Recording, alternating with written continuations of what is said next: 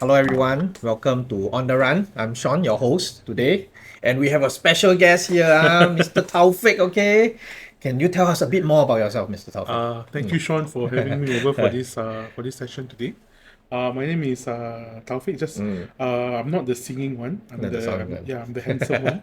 Just good Yeah, looking. yeah. Good looking and maybe have a little bit more substance than good looking. Okay, okay. I've been in social services for good 22 years. Okay. I'm a practitioner. Meaning that I've been working with children, teenagers, youths, families, parents, grandparents in this past 22 years or so. Sounds like a lot. I think one of the topics that I'm really passionate about is about children development, parenting, and at the same time also um, working with children who are going through crisis. I see. Okay, so it's just nice. It fits into our topic today, which is Yeah. about children's mental health. Yeah. And of course, we want to have useful strategies that the parents out there can respond to, which falls in line with parenting also at the same Yeah, time. of course, of Yeah, course. I understand that these days, I mean, being not as long as you, but being in this profession for quite some time, that it seems like the children's mental health well-being is dropping quite a bit in this current age. And they seems to be getting younger and younger Yeah. over time, right? So let's come back down to the basics. Can you share an overview of what is the current state of children mental health? So before I even share what is the current state of mental health, I just want to ask you this question in terms of like mental health. If you're sick, right? If you're having a fever, Correct. would you go see a doctor? If I'm sick, physically sick, yes, physically I sick. would probably be seeing a doctor. Yes. Or if you see that your friend is sick, would you encourage him I'll to probably see? say, hey, you're not feeling well. I think you need to see a Yeah. doctor. So when we talk about mental health, right, one of the things about mental health is we talk about physical health all the time. You know, you Yes. need to take care of yourself. You're sick, having a fever, go see the doctor. If you still have to work, wear a mask to protect yourself Correct. and protect others. But here's the thing about mental health. When we talk about mental health, it's something that we can't see. Exactly. Or I would say they won't think of it as something similar to a physical ailment. Correct. But at the same time, also there's also this there's this cultural stigma of what mental health looks like. Previously, like this is, I think we all grew up with this, and Yep, yep. and when we first talk about mental health, the one hospital that's associated with mental health is Woodbridge Hospital. Woodbridge Of course, it's not called this now lah. Now, previously, because I know this for a fact, because Okay. my mom Yeah. used to work for my mom was a psychiatric nurse. Okay. She worked at Woodbridge Mental Hospital. Last time it was called Woodbridge Mental Hospital. Now it's called Woodbridge Hospital. So there's almost like a rebranding Okay. to break away from that stigma. Okay. And mental health is something that we can't see, but there are signs. Yep. So if you really break it down into, there's three signs: how you behave, Behave, your okay. actions, Okay. how you think, Thinking. Okay. and how you feel. Okay. So if you really want to like really break it down further in terms of like mental health, so these are the things: feelings, behavior, and your emotions. I see. Okay. So if you do know somebody who is struggling with their mental health, would you encourage them to see somebody? What I mean, as a professional, I Yeah. would lah. I would and I have friends also that are going through quite a bit, and I would also encourage them to see. And that's because I'm also in this profession itself, and I've been here for quite some time. Therefore, I would do so. But I do have in the past, I've encountered youths and children to say, Mr. Sean, I don't want to be seeing a mental health professional. I don't want to see a counselor. I don't want to see a counselor. Yeah. I don't want to see a doctor for this because people will think I'm crazy. Yeah. People will, in a dialect term, people think I xiao. Yeah. Yeah, so the stigma is still there lah. The stigma is still there for sure, but this is the reality. This is a research done by NUS. One out of every three children experience some form of mental health struggles. One out of every One three. out That's of a every lot, three. That's actually a lot. Oh. And if their mental health is if not taken care of, Of course. as they grow up to be adolescents, 13, 14, 15, 16, in at the adolescence, at the youth stage of their life, if I'm not wrong, it's four to 5 out of 10 will experience Okay. will experience some form of mental health difficulties. So if you look at it, right, the ratio 1:3, if it's not handled, or if it's not managed, or if it's not addressed, and then when he goes up to like later years in the Yep. adolescence, it becomes 3, 4, 5 out of 10. So which means, right, if you were to take a bus, Yep. then you count 30 people, or you see like 10 children, 10 children, then you count. So there's a possibility 3 out of 10 might be experiencing some form of mental health difficulties. I see. I'm not saying that they have mental health Okay. issues. They have the They are- traits. They have the traits. They are showing the signs and the symptoms of mental health difficulties. So because in terms of like mental health, in terms of our general population, right?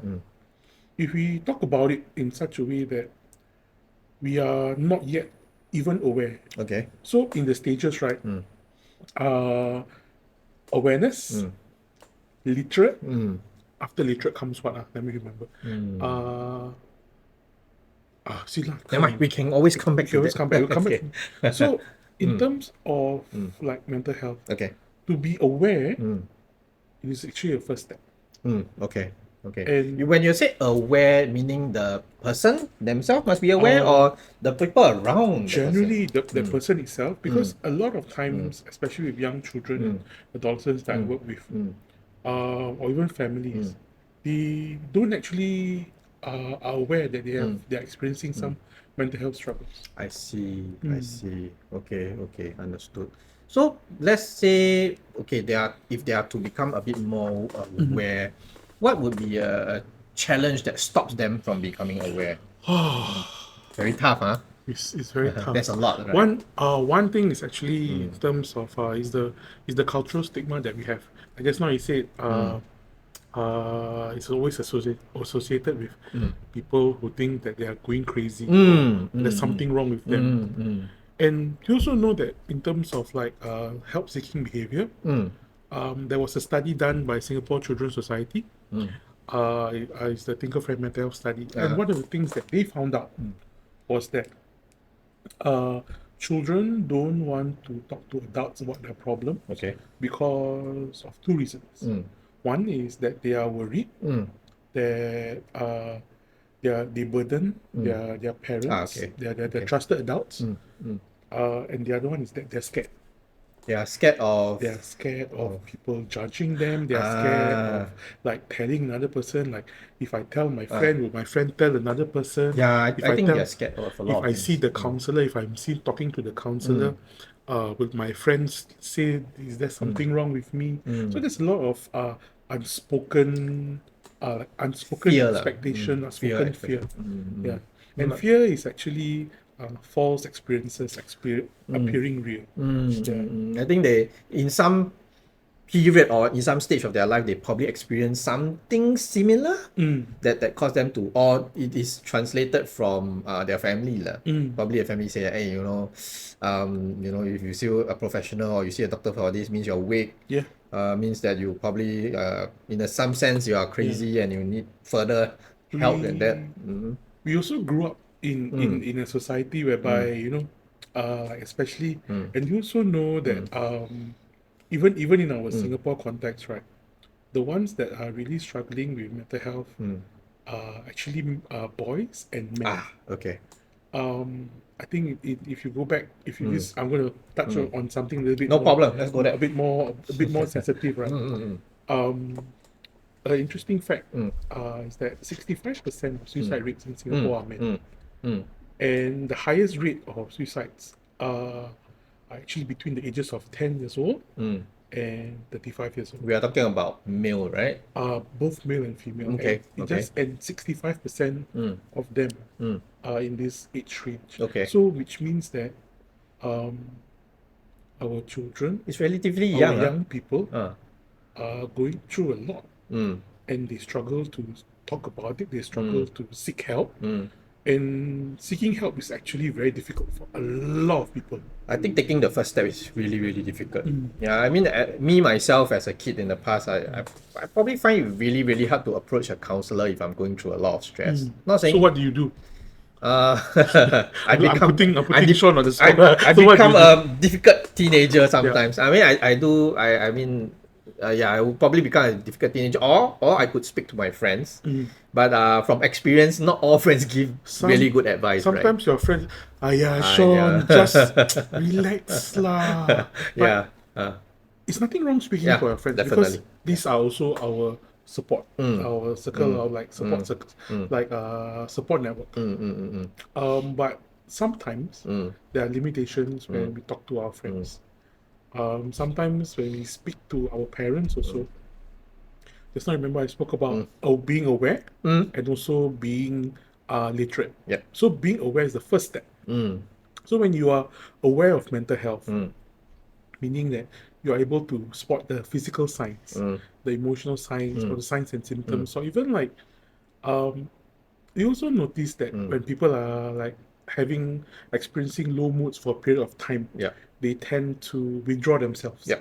They stop doing things that they enjoy. So we probably can say that some of the common signs is when they stop doing things that they're interested in. Okay. So what are the things that you like to do? I like to play games on the mobile device. Okay. I like to listen to music. So if I see you, like say over a couple of period of 2, 3, 4 weeks, and I just see you that like you say, hey Sean, I'm not gonna play. I'm not playing anymore. This game boring. So I think those are actually some of the signs. That's a common sign. Would you say it's common? I wouldn't say common. There are many signs. It's just that whether you are aware enough to pick them up, to spot it, to identify. So it's like, if let's say for example, one of the things that I like to do is cooking. Okay. Because everybody likes to eat. I like to eat. So I love cooking. And before the show, we were talking about equipment and everything. And if I tell that I don't feel like cooking. I just order in. I don't feel like cooking. And I stop talking to people and like I just don't want to cook anymore. Because cook so for what? No point. Okay. So if you see that in me or like in any of your friends or who stop to enjoy the things that they're doing, I think it's just good to just have a check-in with them. I think the loss of interest. It's basically why suddenly the loss of interest? Because it's probably something that you really, really love. I can see that you're very passionate when you're talking about it. Yes. So suddenly you stop thinking about it, stop doing something about it, then it probably something is wrong. So other than that, while you're talking about eating, I think the other sign that we encounter quite a bit is the appetite change. Appetite change? Appetite change, whether eat more or even eat lesser could be a possible sign, right? So it's a change of your eating habits. Change of eating habits. So I think if you normally eat a lot, suddenly you eat very little, then or maybe that person having a lifestyle change or doing a diet. We don't know. We don't know. There's multiple things to look at. So it must be a combination of different things. Doesn't mean loss of interest means straight away, wow, this person is depressed. Or suddenly, appetite change means this person is depressed. It's probably a combination of Another things, thing that this is my own personal experience of like where I'm not getting enough sleep. So actually sleep is really important because it's one of the regenerative things that your body does. It's like when you sleep, your body somehow auto repairs itself. Okay. I don't know what magic goes inside my body when I sleep. Okay. But if I don't get enough sleep, the next day I find it very difficult to function. Okay. Then you probably feel that your energy level is much lower. You cannot focus. And just imagine if this happens over a period of like 2 weeks, 3 weeks, 4 weeks, and you're only sleeping 2 hours a night, 3 hours a night. And because like you're just lying in bed, you're having a staring competition with the ceiling. Okay. And the ceiling wins most of the time. Definitely. And if this happens, like this is just a presenting issue. The tiredness, and then when you go to work or like when you're tired or you cannot focus. So even like for children, it's suddenly like they're dozing off in class, or even like just feeling tired and no energy to do anything. So these are also some common signs. Also. The tiredness, the energy level, the focus is down, and I think you mentioned a very crucial one is the sleep is often disrupted. Yes. Or could be even sleeping more in the sense also for some people. Definitely. When we talk about sleeping more also, right? meaning like losing interest, withdrawals. I don't want to do anything. sleep I just want to just sleep sleep. lah. And it is interesting also when we talk about sleep or sleeping more, right? It is also associated with burnout. Okay. So when you are experiencing burnout, there's also a high possibility that you might be facing some mental health distress or mental health struggles. Okay. But it doesn't mean that there's something wrong with you. Yeah, doesn't mean there's a diagnosis lah. It doesn't mean there's a diagnosis. It just Yeah. means that, hey, in terms of mental health, right, we talk about a continuum. Whether you are thriving and whether you are, what's the opposite word of thriving? Surviving? No, surviving could be is another word. That means that see lah, I forgot the term again, like, you know. Or struggling itself. Struggling is one of the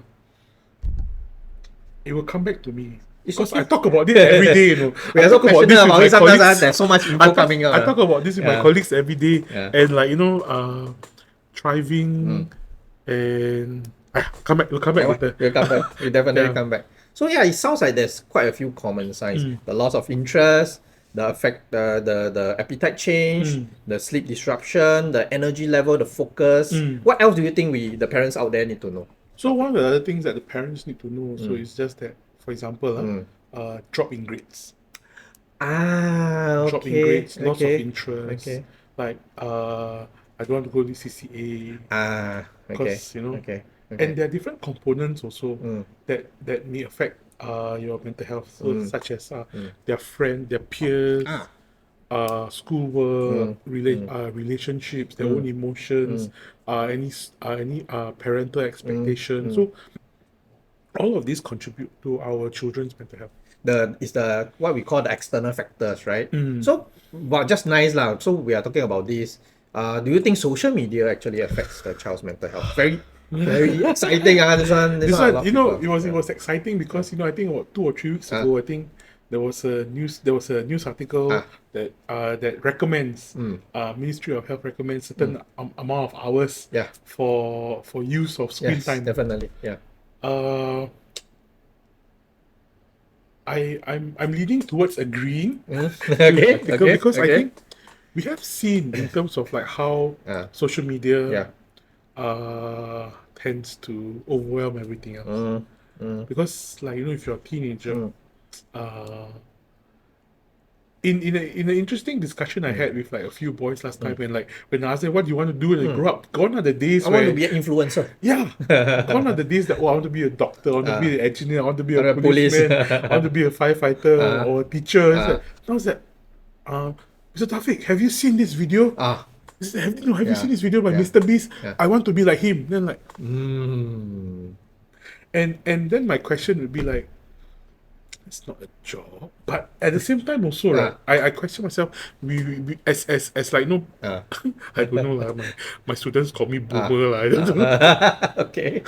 And like we tend to have this thought like a job needs to be this way. Must be proper. Must be a 9 to 5 thing, right? 9 to 5 thing. But we also need to acknowledge that times have changed, and content creators it's actually also a job. It is. And you know, it's very stressful to be a content creator. Definitely, I think when coming out with content, I mean, I'm the one coming out with content, it's very getting stressful. the guests in, my production crew in at the back also gets stressed by me at the same time. and because of this, right? Social media has changed how we also interact.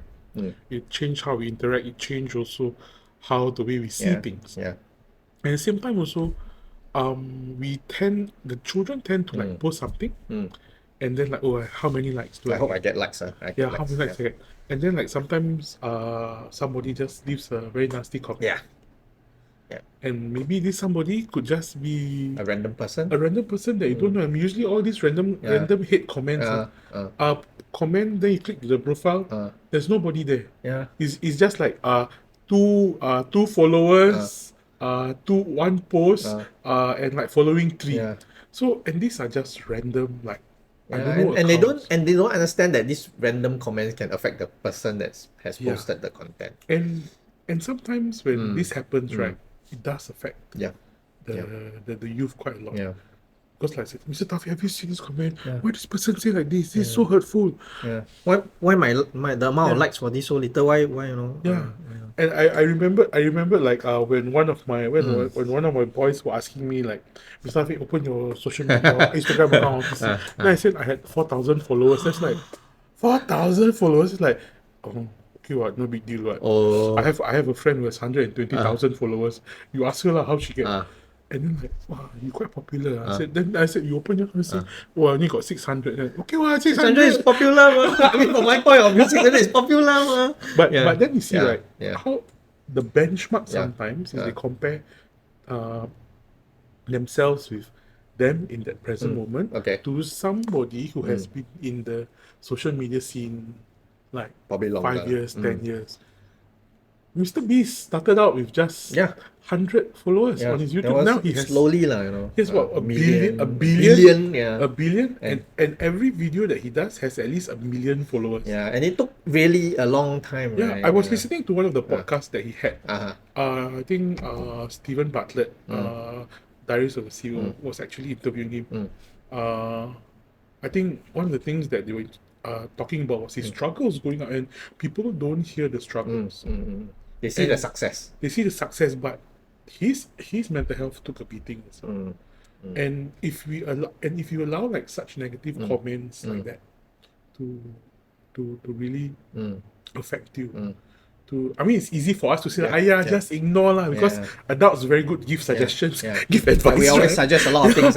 But at the same time, also our children might not be ready to receive that solution. And even in my Triple P seminars, I always say that as adults, as parents, right, our biggest strength is also our biggest weakness, because we are all fixers.